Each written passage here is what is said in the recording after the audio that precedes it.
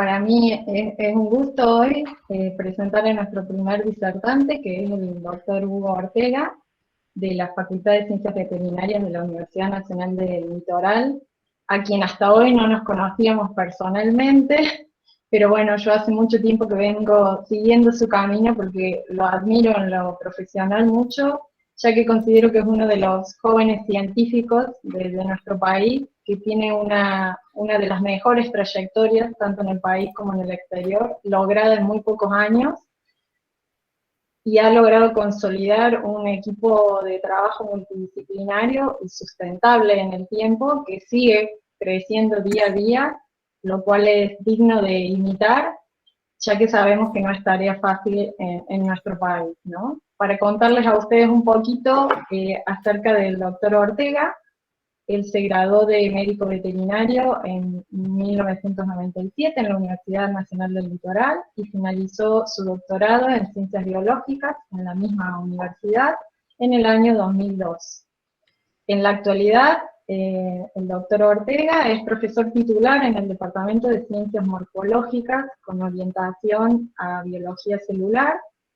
Es director del Centro de Medicina Comparada de esa facultad y director del Instituto de Ciencias Veterinarias del Litoral, que es una unidad ejecutora de doble dependencia entre CONICET y la universidad. Este también es uno de los institutos que ha crecido muchísimo y que repercute mucho, ¿no?, su accionar en ese crecimiento. Hasta el presente ha participado en más de 60 proyectos de investigación, incluyendo 5 proyectos internacionales, ha publicado 180 artículos en revistas de impacto en el área y tiene más de 300 trabajos publicados en reuniones científicas nacionales e internacionales. Durante su carrera profesional ha recibido varios premios y menciones, entre los cuales me gustaría destacar el premio FUSAI 2011 en el área de ciencias biológicas, agrarias y veterinarias, que es un premio que otorga el Ministerio de Ciencia y Tecnología e Innovación de la Presidencia de la Nación. Así que nada, Hugo, brevemente resumí lo más que se podía tu currículum, que es muy extenso. Te agradecemos muchísimo en nombre de nuestra facultad y sobre todo de todos los asistentes que estamos hoy aquí para haber aceptado nuestra invitación a compartir hoy con nosotros.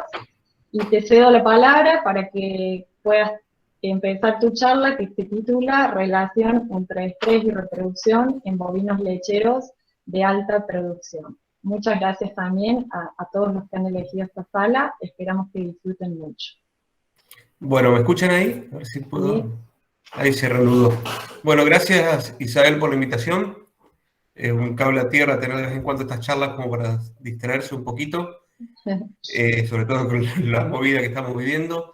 La idea es recopilar un poquito la información que fuimos generando en el grupo durante varios años. Van a ver que es como una charla retrospectiva de diferentes cosas que se fueron generando y demás. Yo estoy viendo el chat, así que cualquier pregunta que tengan, si quieren las podemos ir viendo en el momento, o ya la contesto cuando hacemos alguna pausa y demás, si no la vemos al final todas. Y le voy a contar un poquito acerca del grupo que mencionaba Isabel. A ver si avanzamos, ahí está. Nosotros estamos ubicados, denme un segundo, estoy acomodando la pantalla para poder ver lo que estoy mostrando, ahí está. Denme un segundo. Desde el día que me pasé un día dando 40 minutos la charla solo porque se había cortado la conexión y nadie me había avisado, prefiero verlo en el celular en paralelo. Ahí está, después tuve que repetirla. No, les comentaba, estamos ubicados en el centro de la provincia de Santa Fe, a unos 400 kilómetros, 450 kilómetros de Río Cuarto, en la Facultad de Ciencias Veterinarias de la Universidad Litoral. Un segundo, ahí vamos. Ahí vamos. Básicamente lo que voy a tratar de contarles, esto es parte de nuestro grupo, contarle un poquito la historia desde el primer artículo que publicamos hasta el último. Van a ir contándole diferentes artículos que nos llevan a aportar ideas sobre lo que puede estar pasando, o lo que creemos que puede estar pasando, sobre todo en bovinos de alta producción, y que tratamos de entender enfermedades, y cuando en realidad muchas veces algunas de ellas no son enfermedades, sino son mecanismos de protección en sí que tiene el animal. ¿Se escucha bien ahí? Perfecto, Isabel. Ahí está. ¿Qué es básicamente qué es el estrés? Normalmente definimos el estrés como una enfermedad, pero no. El estrés es una reacción que tiene el organismo ante cualquier demanda o circunstancia en la vida o un estado de fuerte tensión fisiológica. También lo podemos definir como una reacción fisiológica, fíjense porque vamos a volver con esto, en la que entra en juego diversos mecanismos de defensa para afrontar una situación que se percibe amenazante o de demanda incrementada. También tenemos otra definición que cae muy bien en este caso, que es una respuesta natural y necesaria para la supervivencia, a pesar de lo cual hoy se lo confunde con la enfermedad. Básicamente se lo confunde como enfermedad porque puede acabar en enfermedades en diferentes casos o desencadenar problemas de salud, pero en sí el estrés no es una enfermedad, sino que es un mecanismo de protección que tenemos y tienen todos los organismos vivos. En este caso sería desencadenado por un estresor, o sea que es un estresor, cualquier factor que actúa interna o externamente, que hace que el cuerpo deba tener una demanda adicional para poder adaptarse y para poder mantener su equilibrio. ¿Qué pasa con los bovinos lecheros de alta producción? Si nos vamos a un artículo del año 2000, de hace 11 años, se veía que había una tendencia a que la producción llegara en el 2020 aproximadamente a 10.000 kilos por lactancia, 10.000 litros por lactancia, y que los índices reproductivos cayeran a cerca del 20%, sobre todo el porcentaje de preñez a la primera inseminación. Este trabajo es de hace 10 años, pero lo que predijo fue lo que sucedió. Hoy estamos con 10.000 litros de leche por lactancia en cualquier tambo de mediana alta producción o más, y estamos con índices reproductivos por debajo o porcentaje de preñez a la primera inseminación por debajo del 25%, como se ve acá. Salvo que apliquemos medidas como las que vamos a ver ahora.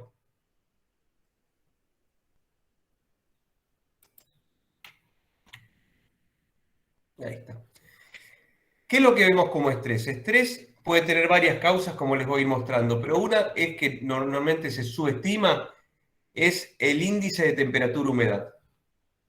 Después les voy a mostrar resultados de tesis de nuestros grupos, estudiando animales en estas franjas de ITH, el índice de temperatura-humedad, donde para nuestra zona, este es un análisis de 2000 a 2013 hecho con el INTA Rafaela, es parte de la tesis de Sebastián, de nuestro laboratorio, se encontraba que prácticamente tenemos varios meses al año, entre noviembre al menos hasta marzo, donde los animales están sometidos a un estrés térmico importante.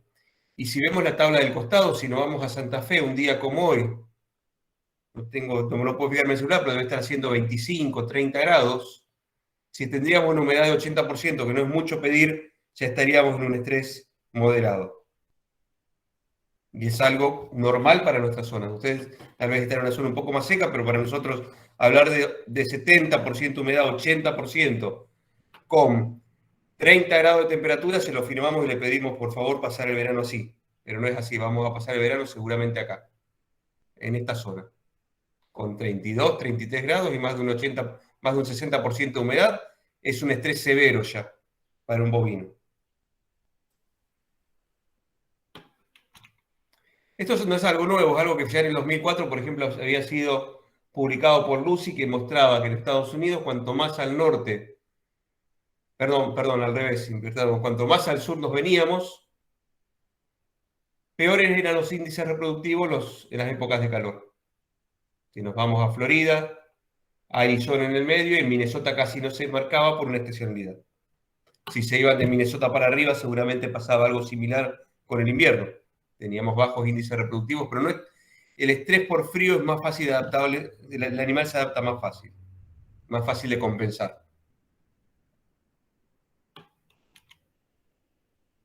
¿Qué pasa con el estrés? Estas imágenes son simplemente ilustrativas, pero vamos a ver que hay muchísimos mecanismos a través de los cuales, después de la presentación, si quieren, se la paso a Isabel, en los cuales el estrés puede interferir. La hipertermia afecta tanto a nivel local en el ovario, como también afecta a nivel central a través del hipotálamo y pituitaria. También la glándula mamaria tiene agentes inflamatorios que afectan, por ejemplo, lo que es el eje hipotálamo hipofisario, y indirectamente terminan afectando, generando menor conducta de estrés, que ya vamos a ver por qué en algunas partes, y demorando la ovulación. Y todo esto afecta el desarrollo y la competencia tanto de ovocitos como de embriones. Acá tenemos otro ejemplo. ¿Qué pasa con el calor? O con el balance energético negativo, que es otro factor estresante también. Un animal que no tiene suficiente para comer. Básicamente tenemos un efecto a nivel central, incrementando la liberación de ACTH, de hormona liberadora de ACTH, y efectos locales a nivel de diferentes órganos como adrenales y órganos reproductivos, disminuyendo la dominancia folicular, la expresión de esto y demás. Todo esto lleva a que se produzca, por ejemplo, indirectamente se produce una disminución de la ingesta que es una retroalimentación positiva sobre el balance energético negativo. Y son varios mecanismos que tenemos de retroalimentación positiva sobre un mecanismo. Ya vamos a avanzar un poquito, vamos a ir viendo más cosas. Acá tenemos otras cosas que causa estrés y algunos efectos ya en costos. La mastitis y demás, causada por diferentes mecanismos, 2 euros por vaca por año. La reducción de la producción de leche, 400 euros por vaca por año. Disminución en el índice de concepción, no solamente por el rechazo, sino por inseminaciones reiteradas y también por el tiempo de vida útil de esa vaca que se pierde en el tambo. 12 dólares por vaca por año. Sin embargo, tenemos también muchos cambios en mecanismos que uno no entiende. Y ya ahora vamos a empezar a ver algunos ejemplos prácticos. Por ejemplo, ¿qué pasa cuando transportamos un animal? Durante el transporte se eleva tanto la vasopresina como la hormona liberadora de gonadotrofina, perdón, se me mezcla gonadotrofina, de ACTH. Ya vamos a llegar a las gonadotrofinas. Y también se eleva primero el ACTH y luego el cortisol. Todos efectos indirectos del estrés y esperables, pero sin embargo no son muchas veces medibles. Pero el estrés también es esto, es la lluvia. Animales que tienen que hacer un esfuerzo muy grande para poder moverse. Sistemas semiestabulados como este, donde mal planificados, donde los animales están prácticamente hasta la rodilla en el barro. O casos como este, que después le vamos a buscar una explicación, donde hay una vaca que simplemente no tiene lugar donde comer. Hace unos años, me acuerdo en la primera reunión de SATE en Corrientes, se me acerca un paraguayo después de una clase parecida que contenía parte de esta, y me dice, ahora entiendo lo que nos está pasando. Era un tambo muy grande, con 3 tambos, donde tenía la lógica de alta, mediana y baja producción separados en los 3 tambos. Nuevos dueños con una visión muy económica dijeron, no, hagamos un tambo de parición, donde centremos todos los problemas de parto, un tambo de intermedio, donde van los animales en pico de lactancia, donde lo vamos a preñar, vamos a centrar la parte reproductiva en ese segundo tambo, y una vez que los animales están preñados y pasaron al pico de lactancia, lo pasamos a un tercer tambo, donde vamos a tener ya los problemas de secado y demás. Uno lo ve desde el punto de vista profesional, es un diseño ideal. Tiene especialistas en cada uno de los tambos. ¿Cuál fue el problema? Cuando hicieron eso, los índices reproductivos se le vinieron a la mitad. Fue un desastre desde el punto de vista reproductivo. Y si uno se pone a pensar, ¿qué pasaba? Una vaca que yo liberaba a servicio, que estaba lista para ser preñada, la cambiaba de lugar y tenía que hasta que empezar a comer y a pelear por su comedero. En el momento que yo necesito que la vaca esté lo más tranquila posible para poder preñarla, y necesito que coma lo mejor posible para subsanar ese balance energético negativo que le dejó el pico de lactancia. Entonces hay cosas que muchas veces el manejo se contraponen con mecanismos de protección, como vamos a ver un poquito más adelante. ¿Qué pasa en nuestra zona con el calor? Fíjense, animales que terminan adentro de un tanque. Nunca le pregunté, es de un egresado nuestro, nunca le pregunté cómo la sacaron de ahí. Habrá sido interesante. El frío también, no las afecta tanto, pero también las afecta el frío. Entonces, ¿qué pasa? Uno diría, ¿por qué pasa todo esto con los bovinos de alta producción y no pasa con otros animales? Pensemos un poco lo que pasa con otros animales. En cualquier animal silvestre nosotros tenemos la lactancia, un periodo de descanso y después una nueva gestación. En la mayoría de las especies, incluso en especies de interés pecuario, o tenemos la gestación que se establece cuando ya pasó el pico de lactancia. Y una lactancia es para alimentar a la cría, no como en este momento una vaca que está produciendo leche para alimentar a 10 terneros prácticamente, con 40 litros en el pico de lactancia. Y encima a la vaca le pedimos esto, que quede preñada en pleno pico de lactancia, que el descanso recién lo tenga al final de la gestación y presionándolo para que lo haga en 12 meses. Entonces, ahora tenemos que pensar un poquito qué pasa en la naturaleza para aprender de especies silvestres. ¿Qué pasa? Vayámonos a los roedores, que es un modelo muy bueno porque nos demuestra muy fácil los instintos que tienen, incluso en roedores de laboratorio. El otro día justo viene el caso, porque nos llamaron de Santa Fe, que le habíamos enviado animales y, por ejemplo, esos animales, las ratas estaban comiendo a sus crías después de parir. La culpa de quién era seguro de la rata que le habíamos vendido nosotros. Empezamos a indagar y qué pasaba. Esas ratas estaban teniendo en Santa Fe, como saben, hay sequía, la salinidad del agua potable aumentó mucho, la rata había dejado de tomar agua, eso de dejar de tomar agua dejaba de dar leche, y como mecanismo de defensa se estaba comiendo las crías. ¿Qué pasa en cualquier animal? Un animal que no tiene comida lo primero que hace es dejar de reproducirse. Segundo, va a abandonar, va a dejar de dar leche. Primero va a dejar de dar leche o de reproducirse. Va a abandonar a su cría y si tiene hambre se la va a comer. ¿Qué seleccionamos en las vacas? Vacas que se van a morir dando leche. Es muy difícil una vaca deje de dar leche por más que dejemos de dar de comer. Esa vaca va a terminar con una mastitis muerta dando 3, 4 litros por día, pero no va a dejar de dar leche. Lo único que puede controlar la vaca como organismo es decir, bueno, basta, por lo menos no me voy a reproducir. Si me está yendo así después de que tuve mi último ternero, pues para ella la ordeñadora es un ternero, no quiero tener otro cuando no me alcanza la comida que tengo para uno, voy a empezar a gestar otro. Y eso es un mecanismo natural de protección, como les decía, el estrés no deja de ser, en el caso de reproducción, un mecanismo de protección que evita que el animal vuelva a quedar preñado en condiciones que no son las óptimas para llevar adelante la gestación.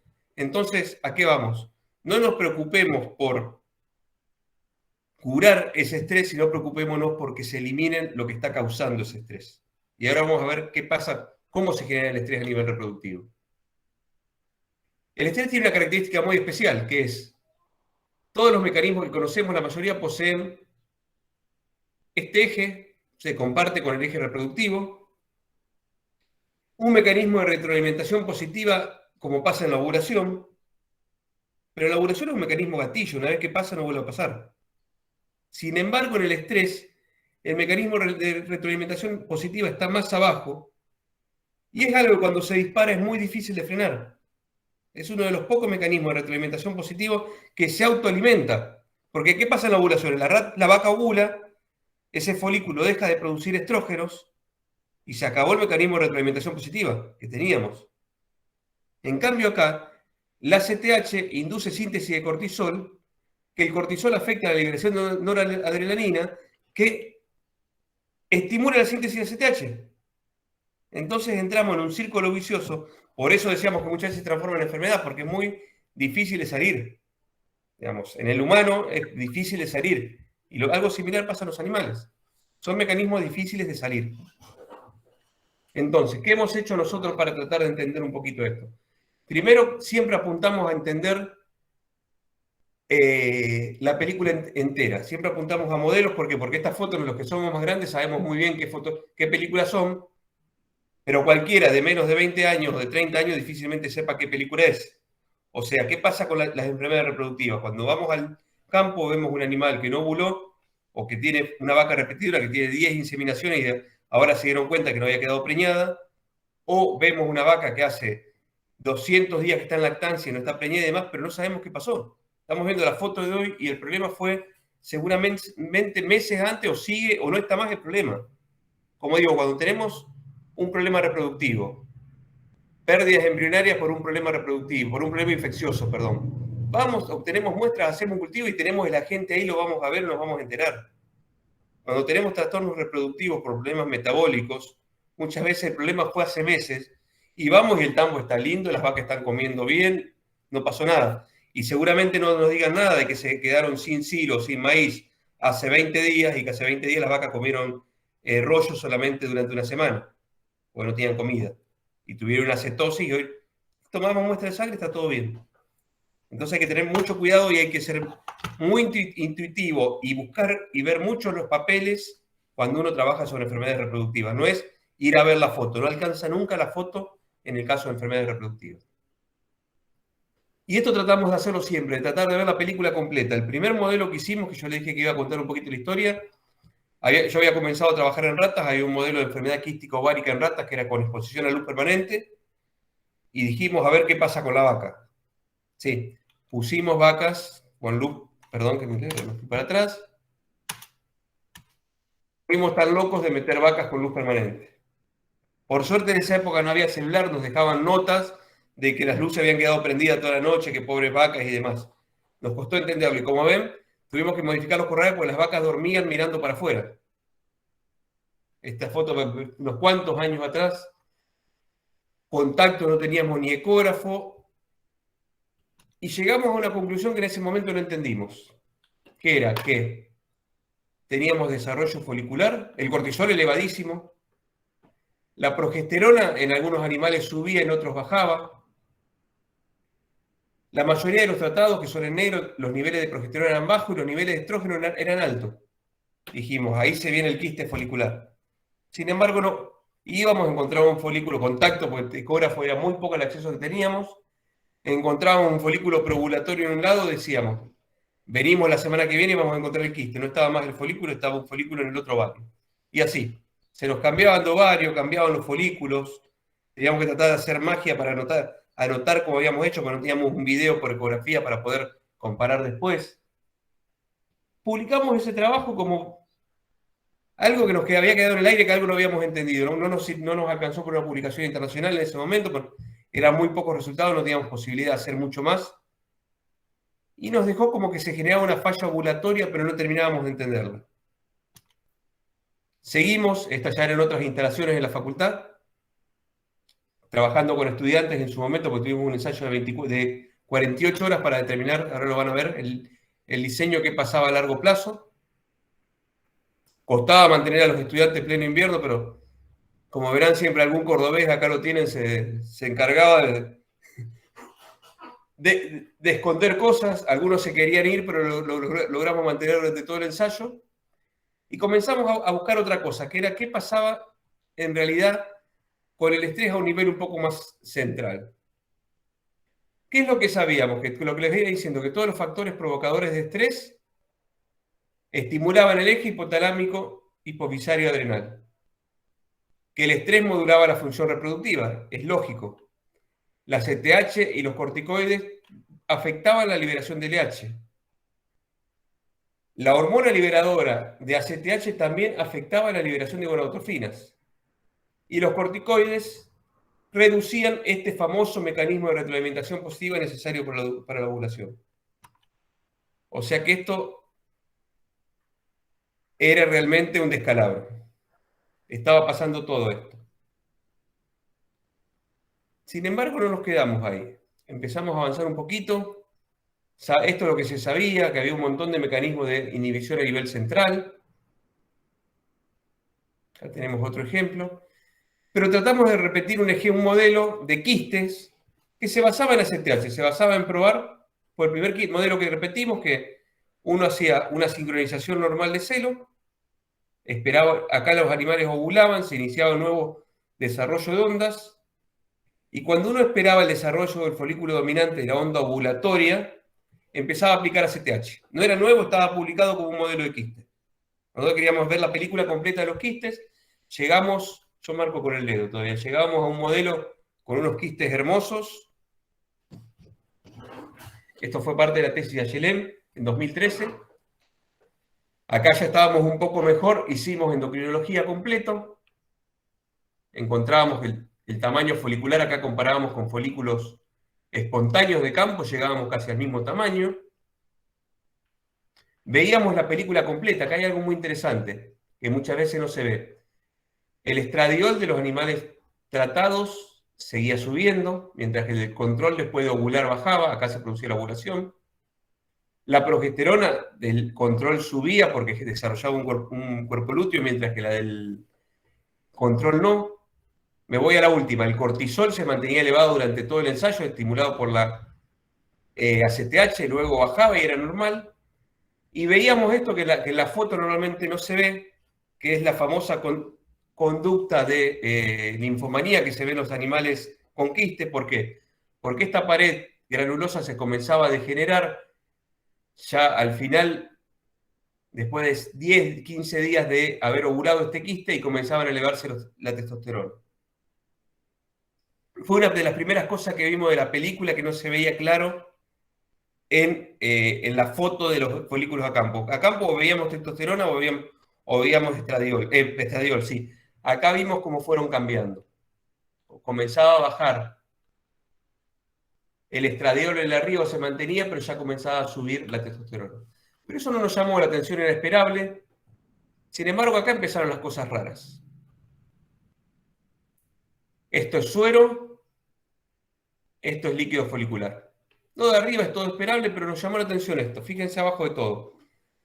El cortisol. Veíamos que a campo no había diferencias en los niveles circulantes, como veíamos al final de la inducción, entre un animal con quiste y un animal sano. Pero cuando nos metíamos dentro del ovario empezamos a ver esto. Que el quiste espontáneo tenía cortisol elevado adentro del líquido folicular y el quiste inducido tenía aún más cortisol elevado. Entonces dijimos, bueno, acá algo raro está pasando a nivel intrafolicular con el cortisol. Fíjense cuando separamos los valores. Esta elevación era muy grande. Primera respuesta, ¿qué pasa? No, en el ovario no puede haber síntesis de cortisol, perdón, esto tiene que venir del circulante. ¿Por qué? Porque los libros de fisiología me dicen que el único lugar donde se sintetiza cortisol es en la adrenal. Por suerte, algunos cabezaduras no creyeron en los libros y nos fuimos un poquito más adelante. Entonces, ¿a dónde nos fuimos? Nos fuimos a tomar esto, una pared folicular. Tomamos un pedacito de pared de quiste, un pedacito de pared de folículo antral, y in vitro lo estimulamos con ACTH en 3 niveles y medimos diferentes hormonas. ¿Y qué nos encontramos? Estradiol esperable, aumentaba, o sea que encontramos que la ACTH generada por el estrés era capaz en los quistes de incrementar aún más la liberación de estradiol. La progesterona no pasaba nada, teníamos niveles más altos en folículos preovulatorios porque normalmente se lo utilizan antes de la ovulación. Testosterona había una leve elevación en los dos. Era algo esperable porque al incrementarse la síntesis de esteroides en general arrastra el resto. Cortisol es un esteroide, arrastraba el resto. Sin embargo, la sorpresa vino acá. Cuando vimos un estímulo dosis dependiente en la síntesis de cortisol. Sí, pero esto no puede ser porque en el ovario no hay receptores de ACTH. ¿Los receptores de ACTH dónde están? En la adrenal. Bueno, somos cabeza dura, seguimos adelante. Básicamente los receptores de ACTH son un conjunto de receptores de melanocorticotrofinas. Del 1 al 5 se nominan, los principales son el 2 y el 5. El 2 principalmente está relacionado con la respuesta en adrenal, y el 5 más que nada relacionado con todo lo que es un sensor metabólico. Si se fijan, acá teníamos folículo antral pequeño, folículo antral mediano y grande, teca granulosa, cuerpo lúteo, estroma ovárico, hígado, vaso, médula espinal,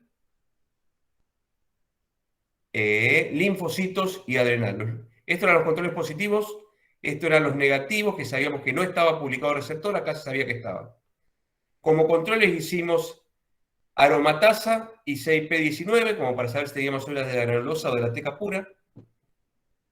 Y esto es PCR convencional, estoy hablando, apenas empezamos, año 2013 habrá sido esto.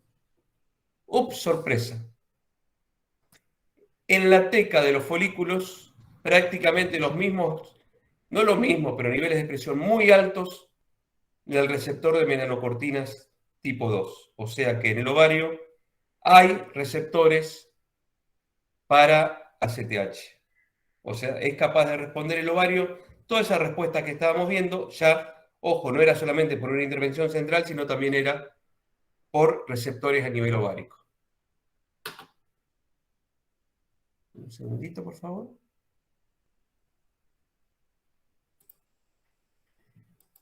Entonces avanzamos un poco más, nos encontramos...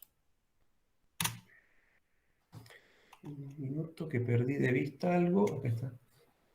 Con un trabajo que se había publicado hace unos años, donde habían tomado, habían estudiado dos enzimas, 17 deshidrogenasa 1, perdón, 11 deshidrogenasa 1 y la 2, que entre las dos modulan la activación entre cortisol y cortisona o corticosterona.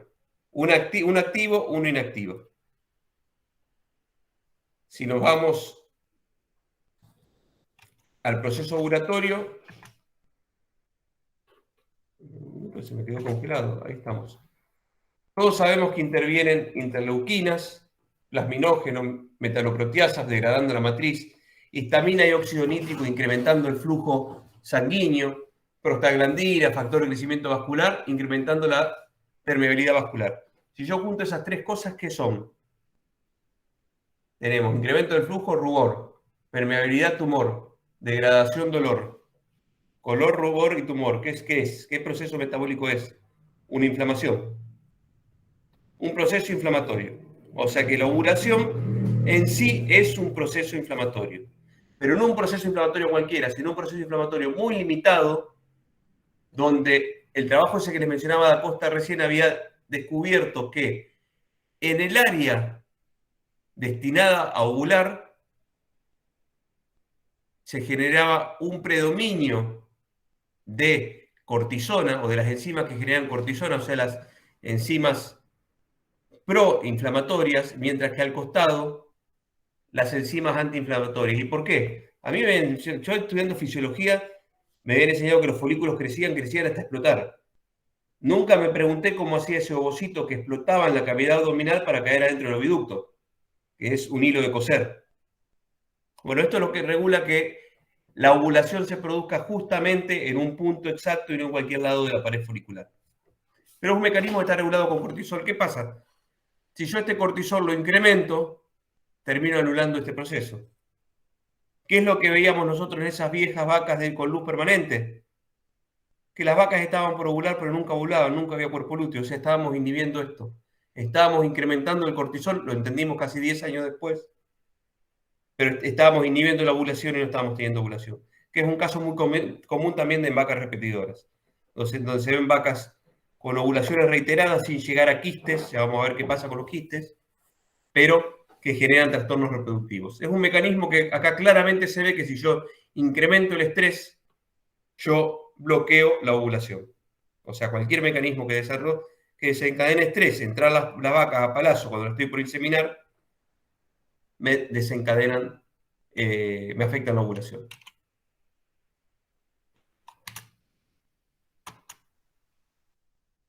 Estudiamos esas enzimas y vimos justamente que en los quistes foliculares hay un predominio de las enzimas productoras de cortisol. O sea que había un mecanismo que nos llevaba a un proceso antiinflamatorio en el ovario. Esta es parte, también fue el último trabajo de la tesis, o no recuerdo si la tesis o ya la beca postdoctoral de la Yelén.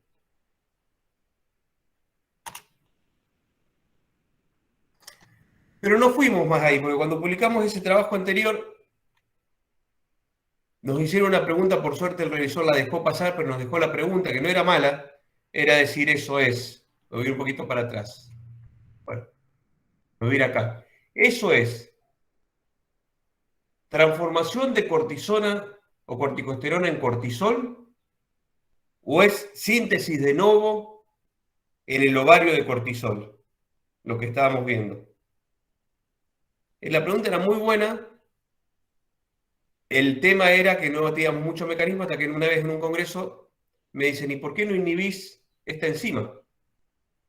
Muchas veces dijimos que es complicado inhibir enzimas metabólicas. Por suerte no era complicado. Acá estamos. Habíamos demostrado que la enzima estaba, perdón, eso me adelanté. Habíamos demostrado que la enzima se estaba expresando en el ovario. Entonces dijimos, hay una droga que se llama metilapone, que lo que me hace específicamente inhibir esa síntesis de novo de cortisol en el ovario. Esto es... ¿se cortó la pantalla? Joaquín está presentando. Andrés, ¿lo podés sacar? Ya lo paso, a ver si puedo. Sí, ahí si puede, Joaquín. A ver, Ahí ya lo hice yo, ya está. ahí está. Básicamente lo que hicimos fue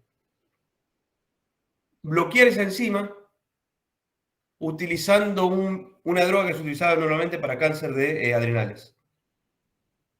Sin embargo, si los agarra el autor de cualquier libro viejo de fisiología, nos va a decir, el cortisol se sintetiza en la adrenal. Bueno, eso también fue un cambio porque ¿qué notamos? Ahí está. Que cuando aplicábamos metilapone teníamos una inhibición dosis dependiente de esa síntesis de adrenal que habíamos visto que teníamos cuando estimulábamos. O sea que si la pared folicular la estimulamos con ACTH, tenemos un nivel altísimo, fácilmente inhibible por esa enzima. O sea que el ovario, la pared folicular, no solo, principalmente en la teca, calculamos que está, nunca lo terminamos de ver por separado, porque no se podía in vitro. El ovario no solo es capaz de responder al ACTH liberando cortisol, perdón, no es solo capaz de responder al cortisol inhibiendo la ovulación, sino que también es capaz de responder al ACTH liberando cortisol y es capaz de responder, de sintetizar por sí mismo nuevo cortisol. Esto fue también publicado en el 2015. Vamos a avanzar un poquito para que no nos corra el tiempo. Estamos bien, creo. Sí, tenemos 20 vamos minutos. bien. Tenemos 20 minutos. También encontramos en un trabajo en colaboración con Chile que en el ovario también había nervios con actividad simpática y eran capaces de responder a la pared folicular liberando adrenalina. Nunca avanzamos en particular adrenalina, perdón, y tenía receptores noradrenérgicos. Nunca avanzamos en particular con esta línea, pero es una línea que tenemos que volver, pero prácticamente nos permitiría decir que tenemos ese segundo mecanismo de retroalimentación positiva, tal vez activo a nivel ovárico. Entonces, si tenemos todo esto que nos está causando diferentes trastornos a nivel ovárico, surgió algo más que surgió en los últimos tiempos. ¿Qué es lo que pasa con lo que se habla de reprogramación ovárica? Porque hasta ahora estábamos viendo qué le pasaba a la vaca y nunca nos habíamos preocupado por lo que le podía estar pasando a esa cría.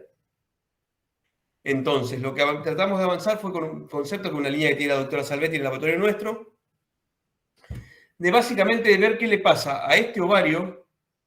Ustedes se estarían riendo tanto si me ven con el dedo apuntando a la pantalla que estoy... ¿Qué es lo que pasa con este ovario? No con el ovario de la vaca, con el ovario de la ternera que está gestando esa vaca. Los famosos conceptos de reprogramación ovárica, perdón, reprogramación reproductiva. Entonces, se había demostrado que había cambios epigenéticos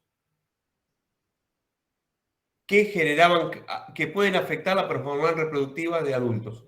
Y hay diferentes ventanas en diferentes especies.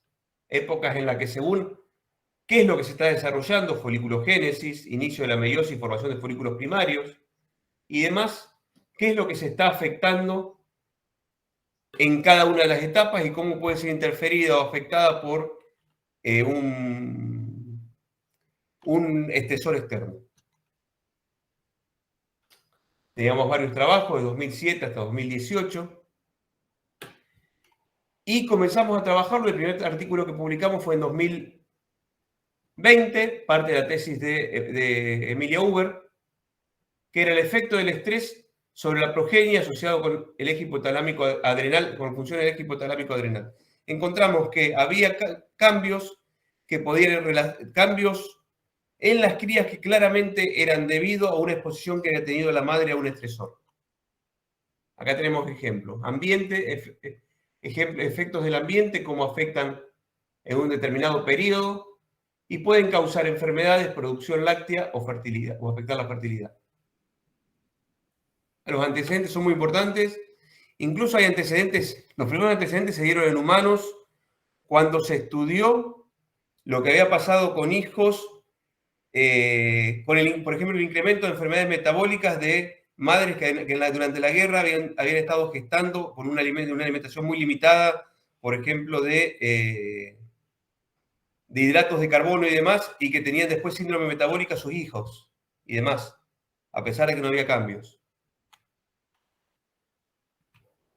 Y esto básicamente se debe a cambios a nivel no genéticos, pues no cambia la secuencia de las bases, sino lo que se habla de cambios epigenéticos, que básicamente se producen metilaciones y acetilaciones.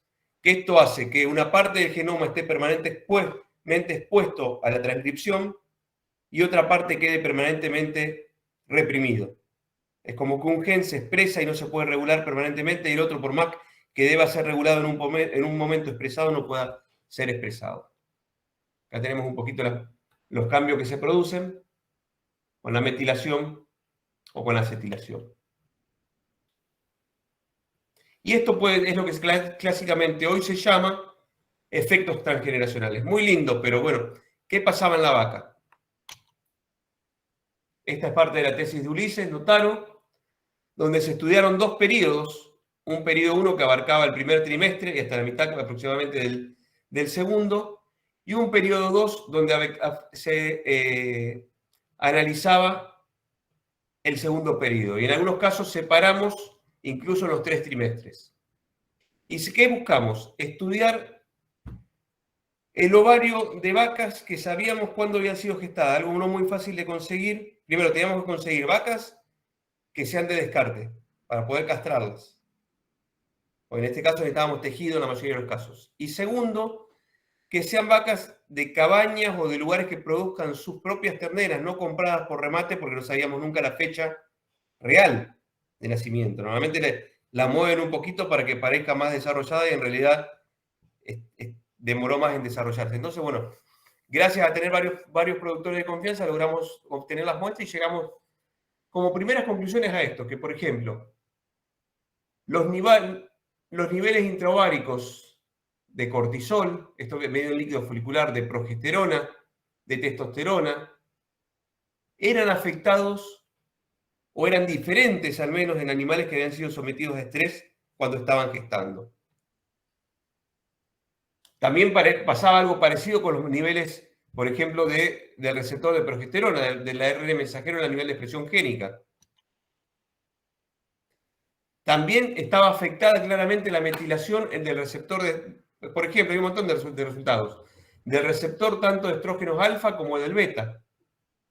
Hay un cambio transgeneracional que afectaba la metilación de diferentes grupos en animales que habían sido sometidos a estrés durante su gestación.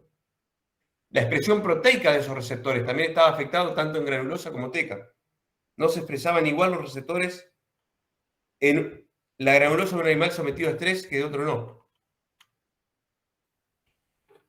Y este es un trabajo también, es la tesis de Sebastián Reche, publicado este año, está por defender la tesis, donde claramente encontramos fue distinto el trabajo. Acá lo que se hizo, se trabajó, él es docente de la cátedra de genética. En el grupo nuestro, por suerte, tenemos de diferentes áreas, interactuamos permanentemente. Y su tesis fue, no con la vaca, sino con los datos. Armamos base de datos de miles de registros.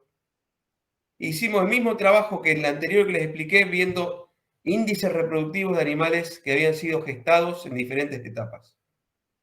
Y claramente encontramos que la exposición a elevados índices de TH mostró asociación con las variables de respuesta, como puede ser intervalo parto-concepción, intervalo parto-primer servicio y edad al primer parto. Y las condiciones, bueno, esto ya lo había mostrado, que la concentración de estrógenos estaban afectados. O sea que esos cambios que vimos en la tesis de Ulises a nivel molecular no solamente quedaban en la molécula, sino que quedaban en un índice reproductivo que era afectado en esas vacas adultas. Eso es algo muy importante porque muchas veces nos quedamos en la parte molecular y demás. Nosotros en el grupo tratamos de ir de lo molecular a la vaca permanentemente, digamos, haciendo una investigación translacional en veterinaria. No quedarnos solamente en lo que encontramos en el laboratorio, sino llevarlo al campo. Bueno, y esto como para ir terminando, es para tratar de entender que cuando hablamos de alta producción hay que buscar, digamos, es como una sábana corta, si queremos taparnos hasta el cuello, en mi caso no, en el caso de alguien un poquito más alto, se va a dejar los pies destapados. Y es lo mismo que pasa, si queremos que una vaca produzca 60 litros en pico de lactancia, nunca vamos a lograr que esa vaca tenga un ternero al año. Entonces hay que buscar un equilibrio entre ambas cosas y entre los sistemas productivos. No podemos pretender, como en muchos lugares, tener genética, como dice el clásico dicho, tenemos genética americana que queremos producir como los canadienses con un sistema productivo como los neozelandeses. Entonces, bueno, tratemos de optimizar el sistema, la vaca que queremos al sistema que tenemos. No podemos meter un animal de 700 kilos a caminar 500 metros, 600 metros para comer alfalfa o para comer en un comedero, y tampoco podemos estabular un animal de 400 kilos que lo lleno con pasto. Entonces tenemos que buscar un equilibrio entre las dos cosas, tanto entre la genética como en la parte productiva de lo que pretendemos. Bueno, esto es un poquito un resumen de nuestra historia. Bueno, gracias a todos, a Isabel por la invitación, a toda la facultad. Esta foto ya la mostré un poquito de todo el grupo, colaboradores que tenemos en diferentes momentos y bueno, quienes nos apoyan permanentemente, los laboratorios y las agencias con las que tenemos financiamiento. Bueno, muchas gracias por la invitación. Bueno, Hugo, muchísimas gracias de parte de todos los organizadores de la Jornada de la Ciencia Agropecuaria. La verdad, un gusto tenerte y bueno, gracias por aceptar la invitación, como le decimos tanto a vos como a todos los disertantes. Y bueno, vamos a abrir una serie de preguntas si tienen alguno de los participantes y bueno, y después continuamos. Excelente la charla, Hugo. Gracias, gracias a ustedes por la invitación.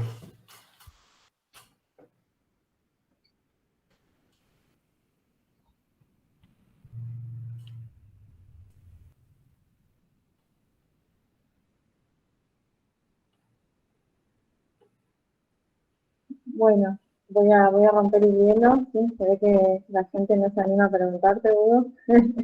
Excelente tu charla, todo súper bien fundamentado, la verdad es que un placer, ¿sí? Yo me quedo aquí dando vueltas la pregunta con respecto a esto de descubrir que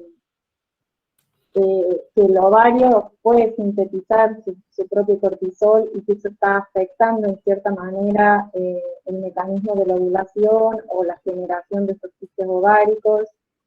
¿Vos creés que este mecanismo se induce desde un estrés más general, o sea, con el mecanismo general del estrés, y después repercute en el ovario, o puede surgir a partir del ovario directamente? No, yo creo que es digamos, en el ovario está, después, digamos, encontramos, está descrito en peces, tal vez está en todas las especies, pero no se ha buscado, empecemos por ahí. Entonces es muy fácil decir algo no está cuando no lo buscamos. Sí. En relación a si puede inducirse o no, yo creo que, a ver cómo decirte, no está directamente relacionado con el estrés solamente. Me parece que es un mecanismo de protección intrínseco que está, como lo está en otras especies que lo utilizan para proteger. Está para indicar el trabajo ese de Acosta, que es un paraguayo que está en Estados Unidos, no, en Japón, perdón. Hicieron un trabajo espectacular, está publicado en Biology, todo con microdiálisis, demostrando cómo el cortisol se activaba en una partecita para favorecer la ovulación. Es un mecanismo en animales normales. No está relacionado al estrés. Es un mecanismo que tenemos como cualquier otro. Normalmente las enfermedades, o en este caso el estrés, exacerban mecanismos que ya tenemos, digamos. No se produce el cortisol porque el animal esté estresado. El cortisol está cumpliendo una función ahí y lo que se hace es sobreproducirlo. Si no, no tendría por qué estar todo el mecanismo en ese lugar. Digamos, no tenemos, ningún organismo tiene un mecanismo en algún lugar que no use. Si está es por algo ya sea por protección o porque interviene en la ovulación. Sí, tal cual. Acá hay una coincide. pregunta. Bueno, sabemos que la ovulación es un proceso inflamatorio, ¿sí? Desde las enzimas que intervienen, la manera en que sucede, pero bueno, esto de ver que también produce su propio cortisol, obviamente que abre muchas preguntas. Gracias, Hugo. No, gracias. Nosotros, Ayelén está siguiendo con esa línea, principalmente estudiando esas enzimas intermedias para ver, primero, estamos tratando de diferenciar bien si es teca o es granulosa o es la combinación.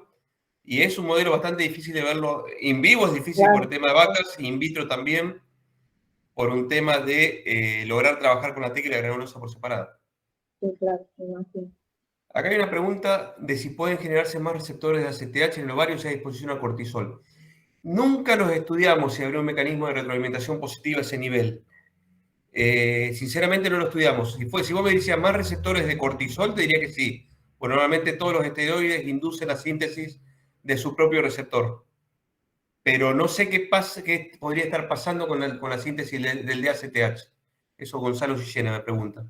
Sinceramente no lo sé. Yo supondría que sí el de cortisol estaría aumentando el receptor, porque es un mecanismo de todos los esteroides se potencian, lo primero que hacen cuando se sintetizan es aumentar su receptor.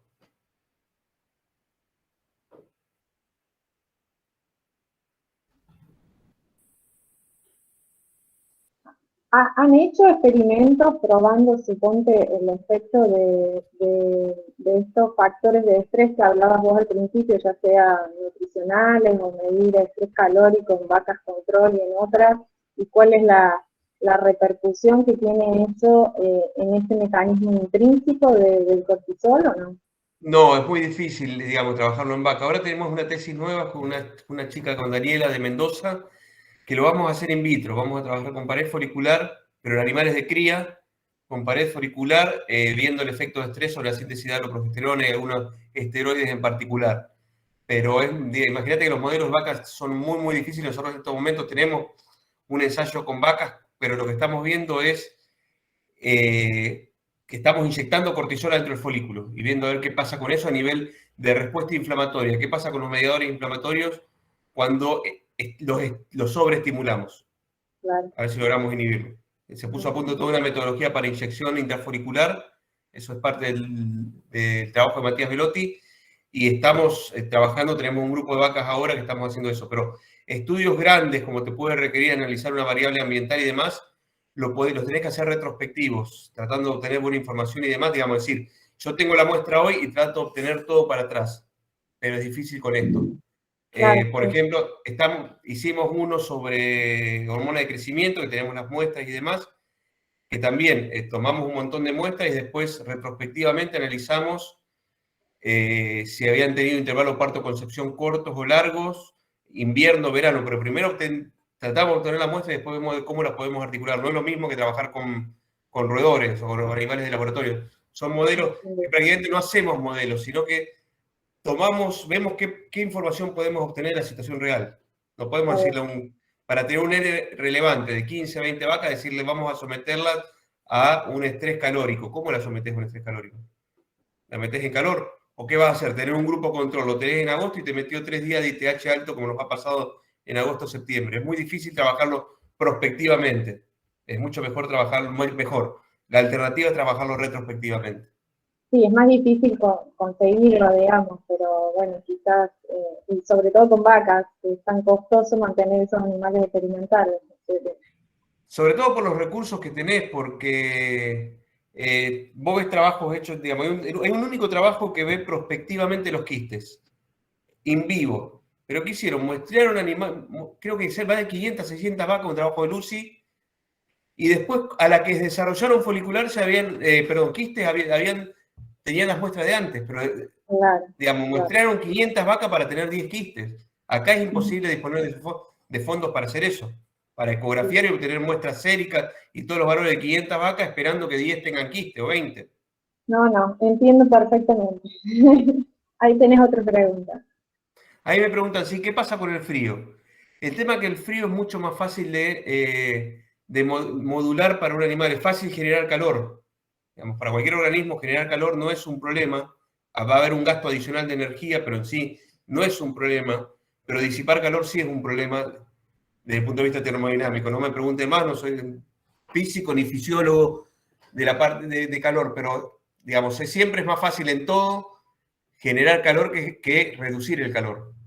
El calor lo generamos cuando tenemos una temperatura alta. Hay una cosa muy sencilla. Generar el calor queda en el organismo y perdemos calor hacia el ambiente. Cuando la temperatura ambiente es alta y la humedad es alta, no hay cómo disiparlo.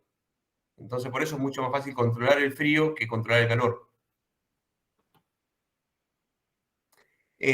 Valores bajo cero. Nosotros tenemos, no está en la foto, la saqué porque se me enojó. Matías de Tangaferro es un egresado nuestro que hoy está trabajando en Estados Unidos, que vuelve dentro de poco. Hizo la tesis de maestría con nosotros, hizo el doctorado allá. Y otra es la foto que yo la mostré de las vacas liberando vapor. Ellos tienen índices reproductivos bastante buenos en esas vacas, pero fíjense en las condiciones que están. Normalmente en los lugares de frío tenemos vacas de baja producción, libres o semi-estabuladas, o tenemos animales de alta producción totalmente estabulados. No tenemos la mezcla nuestra que no sabemos. Muchas veces depende de cuánto sale el kilo de maíz si tenemos animales estabulados o animales semi-estabulados. Entonces los modelos productivos ya son distintos. ¿Cuál es el mecanismo, la relación entre estrés y quistes foliculares? Básicamente lo que vos tenés es que lo tenés a dos niveles. Primero es que la CTH te inhibe la liberación preovulatoria de LH. O sea, primer cambio, el animal no va a liberar LH, en consecuencia no puede llegar a ovular. Segundo, tenés un efecto a nivel ovárico en el cual te va a inhibir también la ovulación. Pero tenemos otro efecto, que es que muchas veces estos folículos se comienzan a luteinizar. Que inhiba la liberación preovulatoria de LH no quiere decir que no se sintetice y libere pequeñas cantidades de LH. Los folículos en el bovino se vuelven dominantes justamente cuando adquieren receptores de LH para permitirle continuar creciendo gracias a LH cuando la FSH baja. No sé si me siguen la idea. Entonces baja la FSH, la LH sigue y permite que ese folículo dominante que tiene receptores de LH siga creciendo. ¿Qué pasa si yo a un folículo no le doy un pico de LH para que ovule, pero le sigo dando niveles bajos de LH? Ese folículo va a seguir creciendo. Es una de las cosas que causan los bajos niveles de progesterona. Yo no lo tenía en este caso, pero es una de las cosas que nos genera es eso, que el folículo no ovule, sumado a que sigamos liberando cantidades menores de LH, pero se sigan liberando. Y eso sigue estimulando el crecimiento de ese folículo dominante que posee los receptores de LH que fueron los que le permitieron ser justamente dominante. Acá hay otra pregunta. Relaciones entre los folículos. Si se transformaría en folículo, perdón, ¿se transformaría en un quiste luteal en este caso? No.